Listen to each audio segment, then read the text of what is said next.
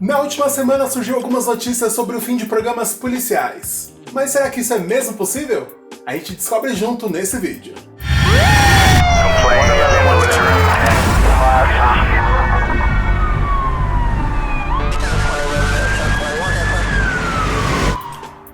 Na verdade, essa história surgiu lá no site do Senado Federal, em um espaço chamado Ideia Legislativa, onde qualquer cidadão pode enviar uma ideia. E pelo que parece, funciona mesmo. Segundo o próprio site, 78 ideias foram debatidas e 25 já foram transformadas em projetos de lei, ou PEC. Essa ideia de acabar com programas policiais foi enviada por um empresário do Paraná. No texto, Jonas Rafael Rosato afirma que algumas emissoras exibem programas policiais com notícias violentas sob o pretexto de informar.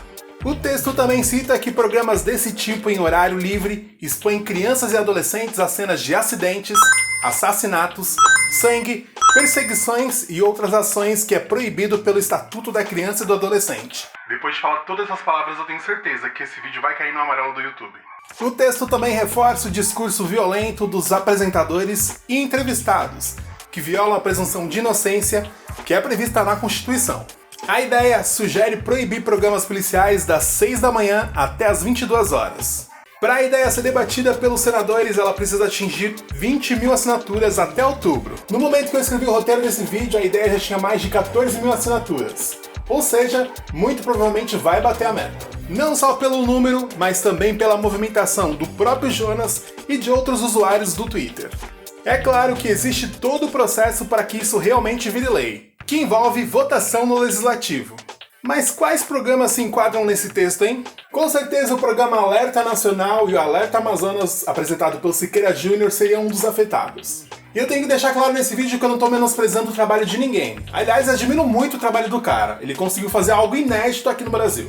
Ele fez a Crítica TV, que é uma emissora local, virar uma cabeça de transmissão. Antes, os programas nacionais eram produzidos no eixo São Paulo-Rio. Por causa do Siqueira, a Rede TV aqui de Osasco se juntou com a TV A Crítica lá de Manaus. E seu programa é produzido e transmitido direto de Manaus. Embora seja reconhecido pelo seu bom humor e seu estilo de apresentação diferente, Siqueira e seus repórteres não dão mole para suspeitos apresentados em seus programas, de certa forma atingindo a presunção de inocência. Ainda assim, ele consegue equilibrar as notícias pesadas com as brincadeiras que ele faz envolvendo o seu elenco. Essa não seria a primeira lei que interfere em programas estilo do Siqueira. No começo desse ano, a Lei de Abuso de Autoridade entrou em vigor. No texto, a lei criminaliza a divulgação de imagens de presos. Na época, as forças de segurança tiveram que adaptar-se entregando cartilhas para os seus policiais e divulgando suas ações sem fotos de detentos. É claro que programas policiais também tiveram que mudar. Ao invés de divulgar imagens de detentos, as pautas foram direcionadas para reportagens com suspeitos mortos ou foragidos e de pessoas desaparecidas.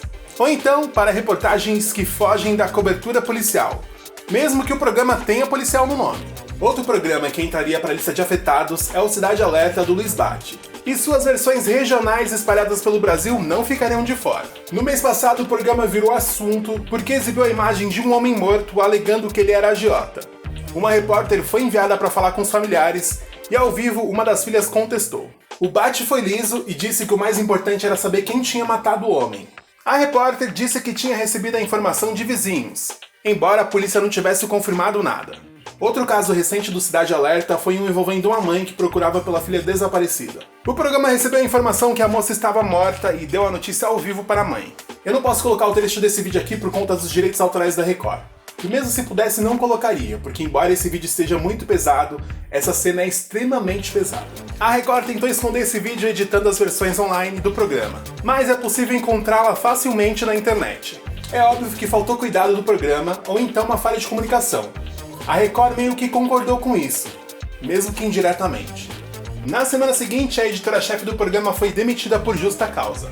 Na época, a Record não se manifestou sobre o ocorrido. O SBT também não se salva, viu? No começo desse mês, o Primeiro Impacto exibiu uma cena com conteúdo explícito. Com blur, mas exibiu. Detalhe, isso 30 minutos antes do infantil Bom Dia e Companhia. Questionado em nota, o SBT disse que as imagens foram tratadas com blur e não dava pra ver nada que estava acontecendo. A cena também foi exibida sem censura em um programa da Rede TV Brasília. Mas de vez em quando esses programas trazem raros momentos de entretenimento. que faz a gente até esquecer que tá num programa policial. Em 2018, por exemplo, alguém teve a genial ideia de levar cobras para o estúdio do Datena. E definitivamente, programa ao vivo e animal não combinam. Uma das cobras atendeu ao chamado da natureza ao vivo, e fez ambos números no estúdio. Em outra ocasião, Datena comandava a cobertura das chuvas que atingiam São Paulo. Normal, né? Ele já faz isso há anos. Mas ele resolveu sair do estúdio para mostrar a chuva no pátio da Band. Enquanto ele falava, foi interrompido por uma baita trovoada. Isso é verdade, você não passa nem agulha. Essa história de programa policial aqui no Brasil é bem antiga, hein? E aqui entre nós é até mais velha que eu. O formato se popularizou nos anos 90, com o pioneiro Aqui Agora, que era exibido pelo SBT. A notícia mais quente, os assuntos mais vibrantes, a informação a serviço do telespectador. O registro dos momentos mais importantes, a cobertura completa dos principais acontecimentos. Prestação de serviço. Nossa equipe de reportagem mostra tudo o que está acontecendo no seu bairro, na sua cidade. Tudo o que interessa ao dia a dia do cidadão.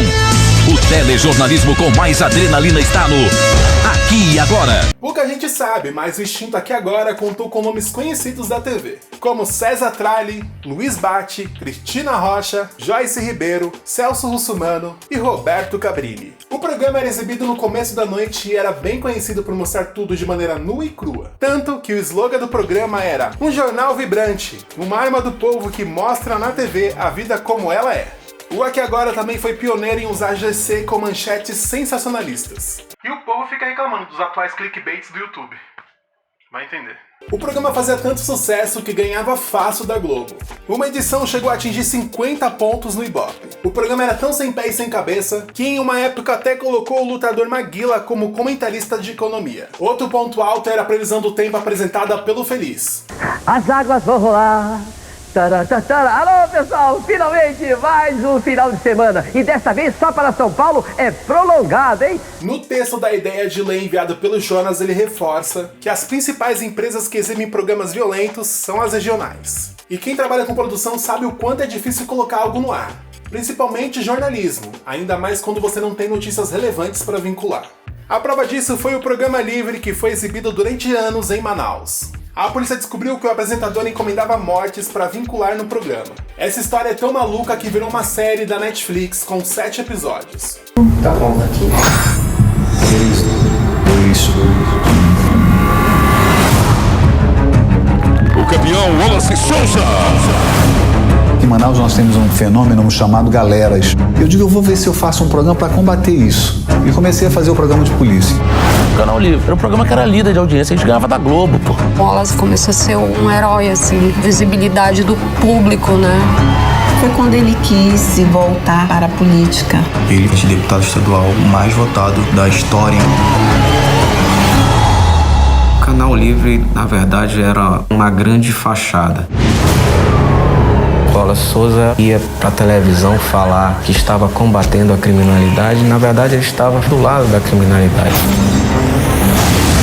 Várias mortes aconteceram produzidas para vender o programa.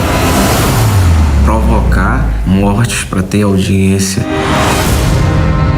O objetivo não era só a audiência. O que fazia um dos maiores traficantes da cidade reunido com um deputado?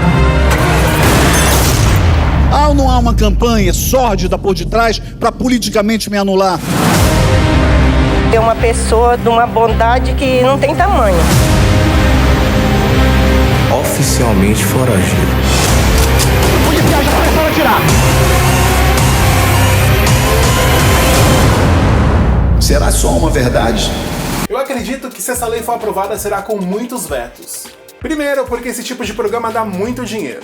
Prova disso são as longas carreiras que os apresentadores desse nicho têm, com programas que estão no ar por anos. Outra prova mais recente disso é a atual renovação da Rede TV com Siqueira por mais 7 anos. Outro ponto é que várias figuras desse meio têm ou já teve envolvimento com política, o que permite intervenção direta ou indireta. Outro ponto é que a maioria dos apresentadores desses programas são bolsonaristas, o que provavelmente faria Bolsonaro pensar bem antes de prejudicar os seus aliados.